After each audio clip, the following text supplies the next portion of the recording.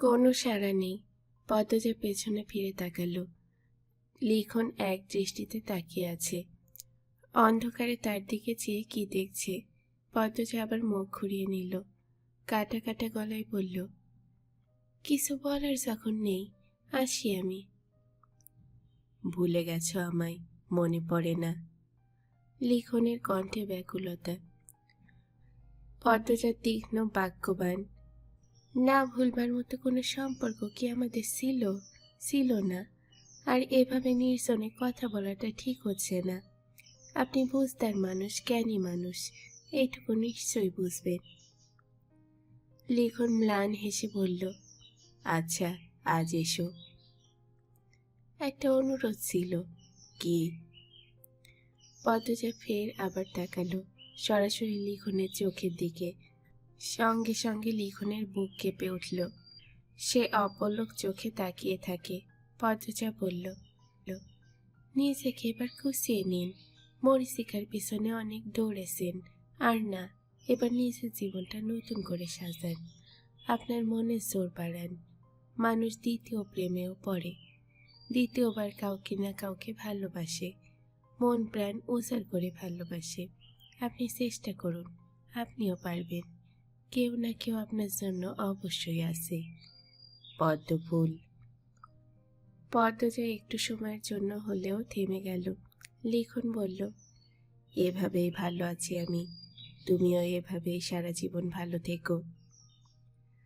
পদ্মজা কি প্রতিক্রিয়া দেবে বুঝে উঠতে পারছে না। লিখন সাথে এই এক ধ্যানেই পড়ে আছে। সে আর কথা বাড়ালো না। যে বুঝেও বুঝতে চায় না, তাকে বুঝিয়ে লাভ নেই। সে 2 পা পিছিয়ে গিয়ে বলল, শুভরাত্রি। লিখন শাহ যাওয়ার পানে তাকিয়ে থাকে। তার অশ্রু সজল চাহনি, তবে বুকে প্রশান্তি। জীবনের খরতাপ দহনে মায়াময় পদ্মজার কণ্ঠ একটু দেওয়া সময় তার বুকে প্রশান্তির ঢেউ তুলছে। এই সময়টুকুর ব্যবধানে স্মৃতি নিয়েই কয়েকটা রাত আরামে ঘুমোবে সে বিড়বিড় করল, আমি মানতে পারি না তুমি অন্য কারণ, আমি তোমাকে ভালোবাসি। শেষের শব্দ 3টে ঘোর লাগা কণ্ঠে ভেঙে ভেঙে বলল। পূর্ণাকে ঘরে এনে পদ্মজা ধমকে বলল, এই ঠান্ডার মধ্যে সোয়েটার না পরে কিভাবে থাকিস? বাইরে বাতাসও হচ্ছে, আমার কোনো কথাবার্তাই শুনবি না নাকি? পূর্ণা অপরাধীর স্বরে বলল, আর হবে না আপা, আগামীকাল সন্ধ্যার আজানের সাথে সাথে ঘরে চলে আসব। জি না, বিকেল থেকেই ঘরে থাকবেন। এমনিতেই এই বাড়ির অবস্থা ভালো না। তুই 2 দিন পর বাড়িতে চলে যাবি। তুমি যাবে না? পদ্মজা আনমনে কিছু একটা ভাবল, তারপর বলল, যাব, কয়দিন পরে। আচ্ছা শোন, রাতে টয়লেটে যেতে ভয় পেলে আমাকে ডাকবি, চেপে রাখবি না। আচ্ছা। পূর্ণা খুক খুক করে কাশতে থাকলো। পদ্মজা বিচলিত হয়ে বলল, কাশিও হয়ে গেছে? কত ঠান্ডা বাঁধিয়েছিস, জ্বরও আছে নাকি দেখি? পদ্মজা পূর্ণার কপাল ছুঁয়ে তাপমাত্রা অনুমান করে বলল, আছেই তো। তুই কি নিজের যত্ন নেওয়া শিখবি না? সারাদিন নতুন শাড়ি পরে সাজগোজ করে ঘুরে বেড়ালে নিজের যত্ন নেওয়া যায় না, স্বাস্থ্যের যত্ন নিতে হয়। পূর্ণা বাধ্য মেয়ের মতো বলল, আচ্ছা নেব। তা তো সবসময় বলিস। তুই বস, আমি কুসুম গরম পানি নিয়ে আসছি, গড়গড়া করে কুলি করবি, এরপর ঘুমোবি। আপা, তুই চুপ থাক, চুপচাপ লেপের ভেতরে শুয়ে থাক, আমি আসছি। দেখে বালতিতে পানি নেই। বাড়ির সবাই যে যার ঘরে আছে, হয়তো ঘুমিয়েও গেছে। আমি সেই কখন ঘুমিয়েছে। পদ্মজা ছোট বালতি হাতে নিয়ে কলপাড়ে আসে। চারিদিক নির্জন, থমথমে, কোনো সাড়া শব্দ নেই। পদ্মজা আশেপাশে চোখ ঘুরিয়ে নিল। ঝাপসা আলোয় পুরো বাড়িটাকে রহস্যময় মনে হচ্ছে, যদিও এই বাড়িতে সবসময় রহস্য বিদ্যমান। পদ্মজা বালতি রেখে কল চাপতে যাবে, তখনই কানে একটা ঝনঝন শব্দ আসে। স্টিলের কিছু একটা কাছে কোথাও পড়েছে। পদ্মজা থমকে দাঁড়ালো। কান খাড়া করে বুঝতে পারল শব্দটা রনির ঘর থেকে আসছে। রনি আবার কোনো বিপদ হলো না তো? পদ্মজা ছুটে আসে রনির ঘরের সামনে। কানে ক্রোধ মেশানো চাপা কণ্ঠ ভেসে আসে। তোমার লাগে কয়বার হইছি বইলা, ভাই বোনা সবসময় হইতে হবে। মাটিতে যেভাবে এতদিন ছিলা আজও থাকবা, বিছনা ওঠার জন্য গুই গাই করবা না। মাটিতে অনেক ঠান্ডা লাগে, আমারে এক কোণাতে জায়গা দাও। তুমি মাটিতে থাকবা মানে মাটিতে থাকবা, কামলা হইয়া মালিকের শরীর লগে হইবার সাহস করবা না। আমি বিছনাতে ঘুমাইতাম, তুমি আমার বউ লাগো। তুমি মাটিতে ঘুমাইবা, আমি তোমারে জামাই মানি না। দেহ রনি। এরপরে একটা আত্মচিৎকার ভেসে আসে। রনি মদন তর্ক করছে। নিশ্চয় রনি মদনকে ধাক্কা দিয়েছে আর মদন ব্যথা পেয়েছে। পদ্মজা একবার ভাবল দরজায় কড়া নাড়বে। এরপর ভাবল স্বামী স্ত্রীর অনেক কথা সে শুনে ফেলেছে, আর না শোনাই ভালো। যেহেতু তারা সামনে এসে ঝগড়া করে না, রাতে নিজ ঘরে সবার অগোচরে ঝগড়া করে, তাহলে ব্যাপারটা ব্যক্তিগত। পদ্মজা সরে আসে, তবে মনটা খুব খারাপ হয়ে যায়। এই দাম্পত্য সংসারে কি ভালোবাসার সুখ আসবে না? মদন তো দেখতে খারাপ। ভালোবাসার সুখ আসবে না? মদন তো দেখতে খারাপ না, শুধু এতিম আর এই বাড়ির একজন বাধ্য বৃদ্ধ। এছাড়া তো ভীষণ সহজ সরল, সবার সাথে হেসে খেলে কথা বলে, ঠোঁটে হাসি সব সময় থাকে।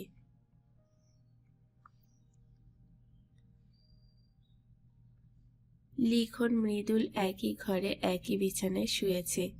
লিখনের জন্য আলাদা ঘর ছিল, কিন্তু সে মৃদুলের সাথেই শুয়েছে। ছেলেটাকে খুব ভালো লেগেছে তার। সোজাসুজি কথা বলে, মনে কিছু চেপে রাখতে পারে না। এতক্ষণ বক বক করেছে, সবে মাত্র অন্য পাশে ফিরে চোখ বুজেছে, বোধহয় ঘুম পেয়েছে। লিখনের মনটা আনচান করছে, ইচ্ছে হচ্ছে পদ্মজাকে দেখতে, একসাথে বসে গল্প করতে, কিন্তু এ তো সম্ভব নয়। এই বাড়িতে আর আসা যাবে না। পদ্মজার সামনে এলেই বেপরোয়া হয়ে যায়। কত শত ইচ্ছে জেগে ওঠে। লিখনের ব্যক্তিত্ব ভীষণ, সে দুর্বল, এভাবে চলতে পারে না। নিজের জায়গায় নিজেকে শক্ত থাকতে হবে। লিখন জোরে নিঃশ্বাস ছাড়ল। মৃদুল ফিরে তাকালো, বলল, ভাইয়ের ঘুম পাইতেছে না? তুমি ঘুমাও। মৃদুল মেরুদণ্ড সোজা করে শুয়ে বলল, আপনি? আপনি না তুমি। একটু আগেই না আমাদের মধ্যে কথা হলো, তুমি আমাকে তুমি বলবে। মৃদুল হাসল, তারপর বলল, তুমি যে মেয়েটার জন্য অপেক্ষা করছো সেই মেয়েটা পদ্মজা ভাবি, তাই না? লিখন অপ্রস্তুত হয়ে উঠল। পদ্মজা যে বাড়ির বউ, সেই বাড়ির আত্মীয়ের সাথে এসব নিয়ে কথা বলাটা নিশ্চয়ই অনুচিত। এতে পদ্মজার অসম্মান হবে। সে তো চায় না পদ্মজা কষ্ট পাক, তাকে নিয়ে কেউ দু লাইন বেশি ভাবুক। পদ্মজা সবসময় ভালো থাকুক। লিখন জোরপূর্বক হাসল, তারপর বলল, কি বলছো? তেমন কিছুই না, ঘুমাও এখন। লিখন অন্যদিকে ঘুরে শুয়ে পড়ে। মৃদুল হতাশ হয়ে চোখ বোঝে। পদ্মজা অন্ধকারে ধীরে ধীরে হাঁটছে, হাতে কাচের গ্লাস, তাতে কুসুম গরম পানি। সিঁড়িতে পা রাখতেই কারোর পায়ের আওয়াজ কানে আসে। পদ্মজা ঘাড় ঘুরিয়ে দেখে আলমগীর চোরের মতো চারপাশ দেখে সদর দরজার দিকে যাচ্ছে। পদ্মজা দ্রুত সিঁড়ি থেকে নেমে চেয়ারের পেছনে লুকিয়ে পড়ে। গ্লাস রেখে দেয় একপাশে। তার স্নায়ু উত্তেজিত হয়ে পড়েছে। চোখ দুটি তীক্ষ্ণ হয়ে আলমগীরকে পরখ করছে। আলমগীরের পরনে পাঞ্জাবি। বাড়িতে ভদ্রলোকের উপস্থিতি টের পাওয়া যায় না। শান্তশিষ্ট চুপচাপ। মাঝে মধ্যে ঢাকা যায়, দেখা হয়, তবে কথা হয় না। কিছু প্রশ্ন করলে উত্তর দেয়, নিজ ইচ্ছায় কথা বলে না। আলমগীর সদর দরজা পেরিয়ে যায়। পদ্মজা সাবধানে আলমগীরের পিছু নেয়। পায়ের জুতাগুলো হাঁটার তালে তালে মৃদু শব্দ তুলছে, তাই পদ্মজা জুতা জোড়া খুলে দরজার পাশে রেখে দিল। আলমগীর অন্তর্মহলের ডান পাশ দিয়ে এগোচ্ছে। ঝিঝি পোকার ডাক চারিদিকে। দূরে কোথাও শেয়াল ডাকছে। গা ছমছমে পরিবেশ। এদিক ওদিক কোনো মৃদু শব্দ হতেই পদ্মজা উৎকীর্ণ হয়ে উঠেছে। কেমন গা কাটা দিচ্ছে। এত রাতে দীর্ঘদেহী এই লোক কোথায় যাচ্ছে? হাঁটতে হাঁটতে তারা বাড়ির পেছনে চলে আসে। আলমগীর অন্দরমহলের পেছনে গিয়ে দাঁড়ায়। মনে হচ্ছে এটাই তার গন্তব্য। পদ্মজা কলা গাছের পেছনে লুকিয়ে পড়ে। বাতাসে গা কাঁপুনি দিচ্ছে। আলমগীর টর্চ চালিয়ে চারপাশ দেখে নিল। তারপর মুখ দিয়ে একটা অদ্ভুত আওয়াজ করল। মনে হচ্ছে কাউকে ইঙ্গিত দিচ্ছে। পদ্মজার রগে রগে দামামা শুরু হয়। কি হতে চলেছে? আজ সে কি দেখবে? পূর্ণা বিরক্ত হয়ে শোয়া থেকে উঠে আসে। এতক্ষণ হয়ে গেল, তার আপা আসছে না কেন? সে জুতা পরে বেরিয়ে আসে। নেমে আসে নিচতলায়। রান্নাঘরে যাওয়ার পথে কাচের গ্লাস পায়ে লেগে পড়ে যায়। পূর্ণা ভয় পেয়ে যায়। এখানে গ্লাস রাখলো কে? আংশিক পানি তার পায়ে লাগে। মনে হচ্ছে পানিটা গরম। এই রাতের বেলা গরম পানি এখানে কিভাবে? পূর্ণা ভাবে তার আপার পানি গরম করার কথা ছিল, কিন্তু গরম পানি এখানে কে রাখবে? ঘরে তার কাছে নিয়ে যাওয়ার কথা ছিল। পূর্ণা রান্নাঘরে এসে দেখে পদ্মজা নেই। সে আতঙ্কিত হয়ে পড়ে। দরজার পাশে পদ্মজার জুতা দেখে ভয়টা আরো বেড়ে যায়। সে দৌড়ে আমিরের ঘরে গেল। গিয়ে দেখল আমির ঘুমোচ্ছে। পদ্মজা নেই। পূর্ণা এবার ঘামতে থাকলো। সে শুনেছে এই বাড়িতে ভূত জিন আছে। এরা মানুষের ক্ষতি করে, বিশেষ করে সুন্দর মানুষদের। তার মানে আপার গুরুতর কোনো বিপদ। পূর্ণা এক দৌড়ে রান্নাঘরে আসে। লণ্ঠন জ্বালিয়ে নেয়। অন্য সময় হলে ভয় কাজ করত, আজ ভয় কাজ করছে না।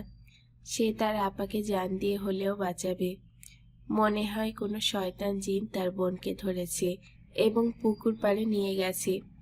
পূর্ণা ঝটপট বেরিয়ে পড়ে। কাউকে ডাকার বুদ্ধি অবধি মাথায় আসেনি। সে আতঙ্কে হিতাহিত জ্ঞানশূন্য হয়ে পড়েছে। আয়াতুল কুরসি পড়তে পড়তে পুকুর পাড়ের পথ ধরে।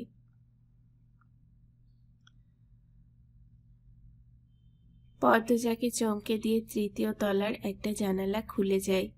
সেখান থেকে একটা মোটা দড়ি আলমগীরের উদ্দেশ্যে ছুড়ে দেওয়া হয়। পদ্মজার কণ্ঠদ্বয় নিজেদের শক্তিতে আলাদা হয়ে যায়। দুই চোখ বড় বড় করে তাকিয়ে থাকে। আলমগীর সেই দড়ি বেয়ে তৃতীয় তলায় উঠে যায়। ওঠার দ্রুততা দেখে মনে হলো এর আগে বহুবার আলমগীর দড়ি বেয়ে উপরে উঠেছে। পদ্মজার মস্তিষ্ক শূন্য হয়ে পড়ে। জানালা দিয়ে আলমগীর কার ঘরে গিয়েছে? তৃতীয় তলায় সে একবার গিয়েছে, তাই জানেও না কোন ঘরে কি আছে। পায়ের গোড়ালিতে ঠান্ডা শিরশিরে অনুভব হচ্ছে। পদ্মজা এক হাত দিয়ে ছুতেই বুঝতে পারে যোগ ধরেছে। যোগে তার খুব ভয় আছে, কিন্তু এখন আর ভয় করছে না। তার স্নায়ু উত্তেজিত হয়ে আছে অন্য কাজে। সে যোগ ছাড়িয়ে নিল। অনেকক্ষণ পার হয়ে যায়। আলমগীরের দেখা নেই। দড়ি তো ঝুলছে, মানে নামবে আবার। পদ্মজা কোমরে এক হাত রেখে তাকিয়ে রইল। আচমকা মনে পড়ে তৃতীয় তলায় রুম্পা আছে, ডান দিকের কোনো একটা ঘরে। আর আলমগীর ডান দিকের কোনো একটা ঘরে জানালা দিয়েই ঢুকে পড়েছে। মানে কি রুম্পার কাছে গিয়েছে? পদ্মজা বারংবার শুধু চমকাচ্ছে। আলমগীর দড়ি বেয়ে নেমে পড়ে। তারপর ইশারায় অন্য কাউকে নামতে বলে। কাঙ্ক্ষিত সেই মুখটি দেখে পদ্মজার পিলে চমকে ওঠে। রুম্পা শাড়ির আঁচল কোমরে গুজে দড়ি বেয়ে নামছে। বারবার দড়ি থেকে হাত ছুটে যাচ্ছে। আলমগীর দুই হাত বাড়িয়ে রেখেছেন যাতে রুম্পা পড়ে গেলে তিনি ধরতে পারেন। পদ্মজার বুক দুরু করছে। যদি রুম্পা পড়ে যায়, এত ঝুঁকি কেন নিয়েছে? রুম্পার পা মাটিতে পড়তেই আলমগীর শক্ত করে রুম্পাকে জড়িয়ে ধরে। রুম্পার কান্নার সুর ভেসে আসে। তাৎক্ষণিক আলমগীর রুম্পার মুখ চেপে ধরে কিছু বলল। তারপর টর্চের আলো দিয়ে চারপাশ দেখে রুম্পাকে এক হাতে শক্ত করে ধরে হাঁটা শুরু করলো। তখন কোথা থেকে উদয় হয় একজন অদ্ভুত লোকের। লোকটা মোটা, কালো, লম্বা চুল, এক হাতে রামদা, অন্য হাতে লাঠি। অজানা বিপদের আশঙ্কা পেয়ে পদ্মজার ভয় হলো। পা থেকে কিছুটা দূরে কয়েকটা পাথরের মধ্যে বড়সড় দেখে একটা পাথর হাতে নিল, যেন বিপদে কাজে লাগানো যায়। আলমগীর আর অজ্ঞাত লোকটির মধ্যে তর্ক বিতর্ক হয়। একসময় তারা হাতাহাতিতে চলে যায়। রুম্পা ভয়ে জুবুথুবু হয়ে গেছে। অজ্ঞাত লোকটি রুম্পাকে ধরতে চাইছে, কিন্তু আলমগীর তা হতে দিচ্ছে না। পদ্মজার মনে হচ্ছে এখন তার সামনে যাওয়া উচিত। আল্লাহর নাম নিয়ে সে কলা গাছের পেছন থেকে বেরিয়ে আসে। আলমগীর অজ্ঞাত লোকটির হাত থেকে রামদা নিয়ে দূরে ফেলে দিল। তখনই সে পদ্মজাকে দেখতে পেল। চেঁচিয়ে উঠে বলল, বোন, সাহায্য করো। অজ্ঞাত লোকটি পদ্মজাকে দেখে নিয়ে আরো বেশি হিংস্র হয়ে উঠল। সে ছুটে এসে রুম্পাকে ছোঁ মেরে ধরতে চাইল। আলমগীর অজ্ঞাত লোকটির ঘাড়ে ঝাঁপিয়ে পড়ে। দুই হাতে ঝাপটে ধরে রেখে রুম্পাকে বলে, তুমি যাও রুম্পা, যাও। রুম্পা দৌড়ে পদ্মজার কাছে আসে। সে হাঁপড়ের মতো হাঁপাচ্ছে, ভয়ে ঘামছে। আলমগীর অজ্ঞাত লোকটিকে আটকে রাখতে পারছে না। সে অনেক কষ্টে অনুরোধ করে, আমার রুম্পারে ওরা মেরে ফেলবে, তুমি ওরে খালপাড়ে নিয়ে যাও বোন, আমি আজীবন তোমার গোলাম হয়ে থাকব। পদ্মজা দুই হাতে আঁকড়ে ধরে রুম্পাকে। আলমগীরের হাত থেকে পড়ে যাওয়া টর্চের আলো অজ্ঞাত লোকটির মুখে পড়তেই পদ্মজার খুব চেনা চেনা মনে হয়। আবার পারিজার খুনের বর্ণনাও ঠিক এমনই। ভাবতেই পদ্মজার রক্ত ছলকে উঠল।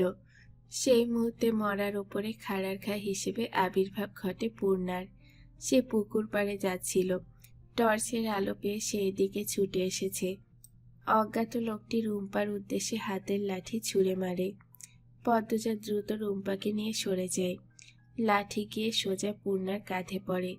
সে আপা বলে আর্তনাদ করে বসে পড়ে। পদ্মজা দিক দিশা হারিয়ে ফেলে। কি করবে সে? মনে হচ্ছে রুম্পাকে কেউ খুন করতে চাইছে, তাই আলমগীর তাকে নিয়ে পালাচ্ছে। আর এই নাম না জানা লোক রুম্পাকে আঘাত করতে চাইছে। আবার পূর্ণাও আঘাত পেয়েছে। কি করবে পদ্মজা? রুম্পাকে নিয়ে খালের দিকে যাবে, নাকি পূর্ণাকে এই ভয়ঙ্কর পরিবেশ থেকে নিরাপদে নিয়ে যাবে?